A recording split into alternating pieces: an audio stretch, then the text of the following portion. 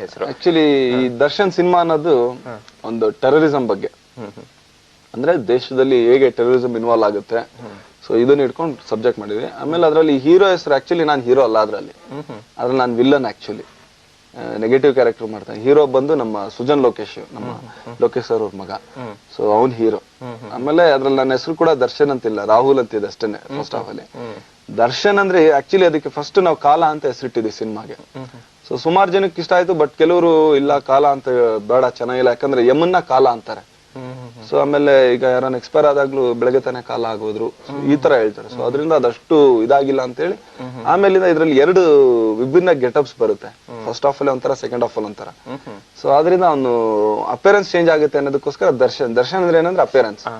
ನಿನ್ ದರ್ಶನ ಕೂಡ ಈ ತರ ಒಂದು ನಾಯಕಂದ ಖಳನಾಯಕಂದು ದರ್ಶನ್ ಅಂತ ಆ ರೀತಿ ದರ್ಶನನ ಆ ಚಲನಚಿತ್ರದಲ್ಲಿ ತೋರಿಸ್ತಾ ಇದ್ರಿ ತಾವು. ನೀವು ಯಾವ್ಯಾವ ನಟಿಯರ ಜೊತೆ ಅಭಿನಯಿಸಿದ್ರಿ ಅಂತ ತಿಳ್ಕೊಬೋದಾ? ಆಕ್ಚುಲಿ ಮೊದಲನೇ ಸಿನಿಮಾ ನನಗೆ ಬ್ರೇಕ್ ಕೊಟ್ಟವ್ರಂತವ್ರು ಈಗ್ಲೂ ನಾನು ತುಂಬಾನೇ ಒಂದು ಅಡ್ಮೈರಲ್ ಇರ್ತೀನಿ. ಯಾಕಂದ್ರೆ ಅವರು ನನಗ್ ಬ್ರೇಕ್ ಕೊಟ್ಟಿದಂತವ್ರು ರೇಖಾ ಅವರು, ಸ್ಪರ್ಶ ರೇಖಾ ಅವರು. ಸೊ ಅವ್ರ ಮೇಲೆ ಬಹಳನೇ ಒಂದು ಅಭಿಮಾನ ನಂಗೆ. ಆಮೇಲೆ ಅವ್ರಾದ್ಮೇಲೆ ಎಲ್ಲಾ ಮಾಡಿದ್ವಿ. ಈಗ ವಸುಂಧರಾ ದಾಸ್ ಅವರು, ಆಮೇಲೆ ನವನೀತ್ ಕೌರ್ ಅಂತ ಈಗ ದರ್ಶನಲ್ಲಿ ಮಾಡ್ತಿದ್ದಾರೆ ಅವರು, ನವ್ಯ ಅವರು. ಸೊ ಆಮೇಲೆ ಭಾವನಾ ಪಾಡಿ ಅಂತ ಹೇಳಿ ತಮಿಳು, ಇದು ಯುವರಾಜ ಮಾಡಿದ್ರು. ಸೊ ಅವರು, ಅಭಿರಾಮಿ ಅವರು, ಋತಿಕಾ ಅವರು, ಇವ್ರ ಜೊತೆ ಎಲ್ಲ ಮಾಡ್ಕೊಂಡು. ಈಗ ಬೇರೆ ಬೇರೆ ನಟಿಯರ ಜೊತೆ ಅಭಿನಯಿಸ್ಬೇಕಾದ್ರೆ ಏನು ಒಂಥರ ಅಡೆತಡೆ ಏನು ಉಂಟಾಗೋದಿಲ್ವಾ? ಇಲ್ಲ ತರ ಒಂದಂದ್ರೆ ನಮ್ಮ ವಸುಂಧರಾ ದಾಸ್ ಅವ್ರ ಜೊತೆನೆ ಸ್ವಲ್ಪ, ಅಂದ್ರೆ ನಾವು ಅವ್ರ ಜೊತೆ ಅಷ್ಟು ಇದಾಗ್ಲಿಲ್ಲ, ಟೋನಪ್ಸೆ ಆಗ್ಲಿಲ್ಲ, ಅಂದ್ರೆ ಮಾಡಕ್ ಫ್ರೀಯಾಗಿ ಮಾಡಕ್ ಆಗ್ಲಿಲ್ಲ. ಬಟ್ ಇನ್ ಆಲ್ಮೋಸ್ಟ್ ಆಲ್ ಎಲ್ರ ಜೊತೆ ಆರಾಮ್ಸೆ ಕೂಲ್. ಸರಿ ಸರಿ.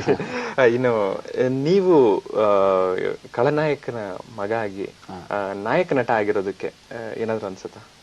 ಆಕ್ಚುಲಿ ನಾಯಕ ನಟನಾಗಿ ಮುಂಚೆ ಖಳನಾಯಕನೇ ಇರ್ತಾನೆ ನಾನು ಆಗಿದ್ದು. ಸೊ ಅದು ಫಸ್ಟ್ ನನ್ಗೆ. ಆಮೇಲೆ ಆಗಿದ್ ಒಳ್ಳೇದು ಅಂತಾನೆ, ನಾನು ಖಳನಾಯಕನ ಮಗ ಖಳನಾಯಕ ಆದೆ ಅಂತ. ಈಗ್ಲೂ ನಾನು ಹೇಳ್ತಾ ಇದ್ದೀನಿ, ಇದು ಒಂದು ಸ್ಪ್ಯಾನ್ ಇರುತ್ತೆ, ಲೈಫ್ ಸ್ಪ್ಯಾನ್. ಸೊ ಇಷ್ಟು ಏಜ್ ಅಂತ ಇಟ್ಕೊಂಡಿದ್ದೆ ನಾನೇ ಒಂದು ತಲೆಯಲ್ಲಿ, ಓಕೆ ಇಷ್ಟ ಏಜ್ ಆಗ್ಬೇಕು ಅಂತ ಇಟ್ಕೊಂಡಿದ್ದೆ. ಅಷ್ಟಾದ್ಮೇಲೆ ಕ್ಲೀನ್ ಆಗಿ ನಮ್ಮನ್ನ ನಾವು ಟರ್ನ್ ಮಾಡ್ಕೊಳ್ಳೋದು ಒಳ್ಳೇದು, ಉತ್ತಮ. ಯಾಕಂದ್ರೆ ಈಗಿನ ಟ್ರೆಂಡ್ ಈಗ ಒಂದು 25-30 ವರ್ಷ ಇಲ್ಲ 35 ವರ್ಷದ ತನಕ ಏನೋ ಒಂದು ಹೀರೋ ಅಂತ ತೋರಿಸ್ಬೋದು. ಆಮೇಲಿಂದ ಆಟೋಮೆಟಿಕ್ ಆಗಿ ನಾವು ವಿಲನ್ ಆಗೋದು ಉತ್ತಮ ಅಂತ ನಂದು ಅನಿಸಿಕೆ. ಸರಿ ಸರಿ. ನೀವು ಟ್ರೆಂಡ್ ಅಂತ ಪದ ಬೆಳೆಸಿದ್ರಿ, ಏನಿದು ಕನ್ನಡ ಚಿತ್ರರಂಗದಲ್ಲಿ ಈಗಿನ ಟ್ರೆಂಡ್ ಏನು ಸರ್? ಟ್ರೆಂಡ್ ಅಂತ ಅನ್ನೋದು ನೋಡಿ, ಈಗ ನಿಮ್ಮನ್ ಕೇಳಿದ್ರೆ ನೀ ಇಲ್ಲ ವಿಷ್ಣುವರ್ಧನ್ ಸರ್ ಹೇಳ್ತೀರಾ, ಇಲ್ಲ ರಾಜ್ಕುಮಾರ್ ಸರ್ ಹೇಳ್ತೀರಾ, ಇಲ್ಲ ರವಿಚಂದ್ರನ್ ಸರ್ ಹೇಳ್ತೀರಾ, ನಿಮ್ದೊಂದು ಟ್ರೆಂಡ್. ಸೊ ಅದನ್ನ ನಿಮ್ಗೆ ಈಗ ಬರೋರು ಯಾರು ಇದಾಗಲ್ಲ. ಸರಿ. ಸೊ ಈಗ ಬರೋರ್ಗೆ ಈಗ ನಾವು ಈ ತರ ನಾವು ಅವ್ರದಂತ್ರ ಒಂದು ಕುತೂಹಲ ಉಡ್ಸ್ಕೋಬಹುದು. ಬಟ್ ಇನ್ ಮುಂದಕ್ ಬರೋರ್ಗೆ ನಾವು ಉಡ್ಸಕ್ಕಾಗಲ್ಲ. ದರ್ಶನ್ ಅಂದ್ರೆ ಈಗಿರೋರು ದರ್ಶನ್ ಹಿಂಗ್ ನೋಡಿರ್ತಾರೆ, ದರ್ಶನ್ ಹಂಗ್ ನೋಡಿರ್ತಾರೆ, ಅವ್ನ್ ಹಿಂಗಿದೆ, ಅವ್ನ್ ಹಂಗಿದೆ, ಅದನ್ನೇ ತಲೆಯಲ್ಲಿ ತುಂಬಿರ್ತಾರೆ. ಬಟ್ ಅವ್ರ ತಲೆಯಲ್ಲಿ ಇನ್ನು ಬೇರೆ ನುಗ್ಗಕ್ ಸಾಧ್ಯ ಇಲ್ಲ. ಸೊ ಹಂಗೆ ಒಂದೊಂದು ಏಜ್ ಗ್ರೂಪ್ಸ್ಗೆ ಒಬ್ಬೊಬ್ರು ಇಷ್ಟ ಆಗ್ತಾರೆ. ಸೊ ಇದನ್ನ ಟ್ರೆಂಡ್ ಅಂತ ಅನ್ಕೋಬೇಕು ಅಷ್ಟೇ. ಇನ್ನು ಅಭಿಮಾನಿಗಳ ಅಭಿಮಾನ ಒಂದೊಂದ್ ರೀತಿ ಇರುತ್ತೆ, ನಿಮ್ಮ ಅನುಭವ ಯಾವ ರೀತಿ ಇದೆ ಅಂತ ತಿಳ್ಕೋಬೋದಾ? ಒಳ್ಳೆ ಅಭಿಮಾನಿಗಳೇ ಇದಾರೆ ನನ್ಗೆ, ಬಹಳನೇ ಒಂದು. ಆಕ್ಚುಲಿ ಅಭಿಮಾನಿಗಳಿಗಿಂತ ಅವರು ಒಂಥರ ಡಿಸೈರಸ್ ಜಾಸ್ತಿ. ಅಂದ್ರೆ ದರ್ಶನ್ ಅವರೇ ನೀವು ಈ ತರ ಮಾಡಿ ನಿಮ್ದು ಇಲ್ಲಿ ತಪ್ಪಾಗಿತ್ತು, ಒಂದು 15-20 ಜನ ಇದಾರೆ. ಸೊ ಅವ್ರಿಗೆ ಹೆಸರು ಹೇಳ್ತಾ ಹೋದ್ರೆ ತುಂಬಾ ಲಾಂಗ್ ಆಗುತ್ತೆ. ಬಟ್ ಅವ್ರುಗಳು ಯಾವಾಗ್ಲೇ ನನಗೆ ಫೋನ್ ಮಾಡಿದ್ರು ಫಸ್ಟ್ ಮೈನಸ್ ಪಾಯಿಂಟ್. ಈಗ ಆಕ್ಚುಲಿ ಅವತ್ತು ಇಂಟರ್ವ್ಯೂ ನೋಡ್ತಾ ಇದಾರೆ, ಪುನಃ ನಂಗೆ ಸಾಯಂಕಾಲನೋ ಇಲ್ಲ ಮಧ್ಯಾಹ್ನ ಮೇಲೆ ಫೋನ್ ಮಾಡ್ತಾರೆ. ಮಾಡ್ಬಿಟ್ಟು ಇಲ್ಲ ಇದ್ರಲ್ಲಿ ಹಿಂಗಿತ್ತು, ಇದು ಹಿಂಗ್ ಮಾಡಿದ್ರಿ, ಈ ತರ ನೀವು ಮಾತಾಡಿದ್ರಿ, ನೀವ್ ಮಾತಾಡಿದ ಶೈಲಿ ಸ್ವಲ್ಪ ಈ ತರ ಇತ್ತು. ಸೊ ಖಂಡಿತ ಅವ್ರು ಹೇಳಿದಾಗ ಸ್ವಲ್ಪ ಅದನ್ನ ನನ್ಗೆ ಓಕೆ ಇದು ನಾನು ಮಾಡಿದ ತಪ್ಪು. ಯಾಕಂದ್ರೆ ಬಹಳನೇ ಇವತ್ತು ಒಂಥರ ಫೀಲ್ ಏನ್ ಮಾಡ್ತೀನಿ ಅಂದ್ರೆ, ಇವತ್ತು ನಮ್ ತಂದೆ ಇದ್ರೆ, ಯಾಕಂದ್ರೆ ನಮ್ಗೆ ಹೇಳ್ಕೊಡೋರು ಯಾರಿಲ್ಲ. ಈಗ ನಾನು ಆಡಿದ್ದೆ ಆಟ ಮಾಡಿದ್ದೆ ಇದು ಅನ್ನಂಗ್ ಆಗ್ಬಿಟ್ಟಿದೆ. ಯಾಕಂದ್ರೆ ನಾನ್ ಸಿನಿಮಾ ಮಾಡಿದಾಗ ಈಗ ಅವ್ರು ಒಂದಷ್ಟು ವರ್ಷ ಅವರು ಆ ಚಿತ್ರರಂಗದಲ್ಲಿ ಇದ್ದದ್ರಿಂದ ಸೊ ಅವ್ರಿಗೆ ತಪ್ಪು ಒಪ್ಪುಗಳು ಗೊತ್ತಿರ್ತಿತ್ತು. ಸೊ ಬಟ್ ಈಗ ನಮ್ಗೆ ಹೇಳೋರು ಯಾರು ಇಲ್ಲ ಆತರ. ಇಲ್ಲ ದರ್ಶನ್ ಅಪ್ಪು ನೀನ್ ತಪ್ಪು ಮಾಡ್ತಿದ್ಯಾ, ಇಲ್ಲ ಈ ತರ ಮಾಡ್ತಿದ್ಯಾ, ಸೊ ಅದನ್ನ ಹೇಳೋರು ಇಲ್ಲ. ಬಟ್ ಈಗ ಅದೇ ತರ ಒಂದು ಅಭಿಮಾನಿಗಳಿದ್ದಾರೆ, ಖಂಡಿತ ಅವ್ರನ್ನೆಲ್ಲ ಹ್ಯಾಟ್ಸ್ ಆಫ್ ಹೇಳ್ತೀನಿ. ಸರಿ. ನಿಮ್ಮ ಅಭಿಮಾನಿಗಳು ಸುಮಾರು ಜನ ಕರೆ ಮಾಡ್ತಾ ಇದ್ದಾರೆ, ಆದ್ರೆ ಸಮಯದ ಅಭಾವದಿಂದ ನಾವು ಕೊಡ್ತಾ ಇಲ್ಲ ಅಂತ ತಿಳಿಸ್ದ. ದರ್ಶನ್ ಅವರೇ, ನಿಮ್ಗೆ ಅಪರಿಚಿತ ಅಭಿಮಾನಿಗಳು ಸಹ ಮನೆಗೆ ಕರೆ ಮಾಡ್ತಾರೆ ಅಂತ ಅಂದ್ಕೊಳ್ಳಿ, ಅದನ್ನ ಯಾವ ತರ ತಗೊಳ್ತೀರಾ ನೀವು? ಏನಿಲ್ಲ, ಕೂಲಾಗಿ ಎತ್ಕೊಳ್ತೀನಿ. ಅಂದ್ರೆ ಅವ್ರು ತಗೊಳ್ಳೋ ಒಂದು ಬಟ್ ಒಂದು ಕೆಲವರು ಫೋನ್ ಮಾಡ್ತಾರೆ, ಸ್ವಲ್ಪ ಇದಾಗುತ್ತೆ. ಏನಾಗುತ್ತೆ ಅಂದ್ರೆ, ಈಗ ಮದುವೆ, ನೀವ್ ಮದುವೆ ಮಾಡ್ಕೋಬೇಡಿ, ನೀವ್ ಯಾಕೆ ಮದುವೆ ಮಾಡ್ಕೊಳ್ತೀರಾ, ನೀವ್ ಮದುವೆ ಮಾಡ್ಕೊಂಡ್ರೆ ನಮಗ್ ಬೇಜಾರು, ಸೊ ಖಂಡಿತ ನಾನು ಎಲ್ಲಾ ಅಭಿಮಾನಿಗಳಿಗೆ ಹೇಳೋದು ಒಂದೇ, ಒಬ್ಬ ನಟ ಅಂತ ಪ್ರೀತಿ ಮಾಡಿ ಹೊರ್ತು ಅದನ್ನ ಬಿಟ್ಟು ಬಿಯಾಂಡ್ ಅದ್ರ ಮೇಲೆ ಇನ್ನೇನಕ್ಕೂ ಹೋಗ್ಬೇಡಿ. ಒಬ್ಬ ನಟ ನಮ್ಮನ್ನ ಎಂಟರ್ಟೈನ್ ಮಾಡ್ತಾ ನೀನು ಓಕೆ ಒಳ್ಳೆಯವ್ರು, ಓಕೆ ಅಷ್ಟಕ್ಕೆ ಇಟ್ಕೊಳ್ಳಿ ಅಷ್ಟೇ.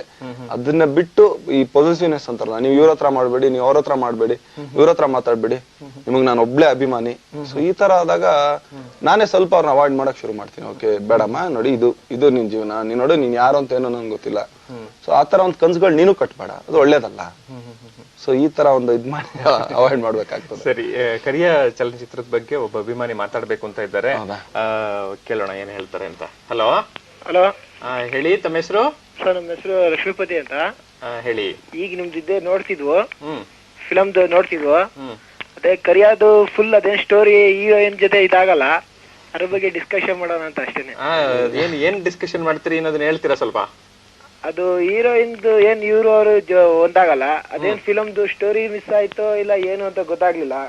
ಅದ್ರ ಫಿಲಮ್ ಹಾಡುಗಳು ಎಲ್ಲ ಚೆನ್ನಾಗೈತೆ, ಅದಕ್ಕೋಸ್ಕರ ಏನು ಅಂತ ಗೊತ್ತಾಗ್ಲಿಲ್ಲ. ಅದು ಸರ್ ಖಂಡಿತ ನಿಮ್ಗೆ ಗೊತ್ತೂ ಆಗಲ್ಲ ಮುಂದಕ್ಕೆ, ಯಾಕೆಂದ್ರೆ ನಮ್ಗೆ ಸೆನ್ಸರ್ ಬೋರ್ಡ್ ಅವ್ರು ಅಷ್ಟೊಂದು ಸೆನ್ಸರ್ ಇಸ್ಕೊಂಡ್ಬಿಟ್ಟಿದ್ರು ಅದನ್ನ.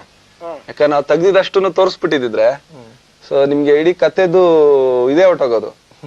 ಸೊ ಅದರಿಂದ ಅದು ಎಷ್ಟು ನಮ್ ಟೈಮು ಮತ್ತೆ ನಾವು ಸೆನ್ಸರ್ ಅಲ್ಲಿ ಎಷ್ಟು ಕೊಟ್ರೋ ನಮ್ಗೆ, ಸೊ ಅಷ್ಟೇ ನಮಗ್ ತೋರ್ಸಕ್ ಸಾಧ್ಯ ಆಗಿದ್ದು.